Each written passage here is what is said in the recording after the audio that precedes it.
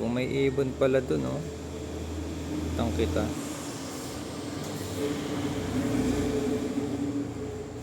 Bato-bato, maya, kitang kita yan.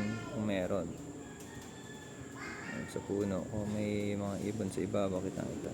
Distance po niyan, nasa 480 yards. Yan, ito yung naka 1 times lang na normal zoom. So, ganun siya kalinaw.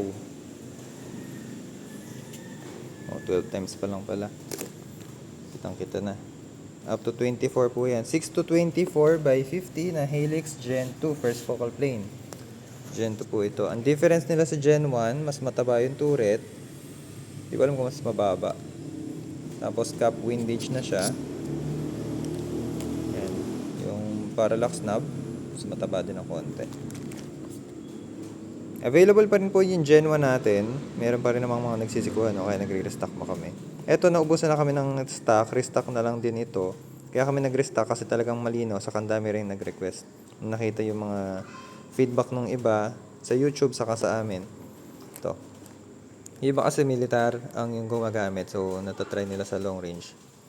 So, sa atin naman, usually airgun use. Hindi nyo yan basta masisira. Alis, ipokpok nyo. Yan. Kung sa airgun lang, hindi nyo po masisira yan sa airgun na, sa recoil ng mga PCP natin. Yan, may sticker pala ito nakasama. Yan, cap.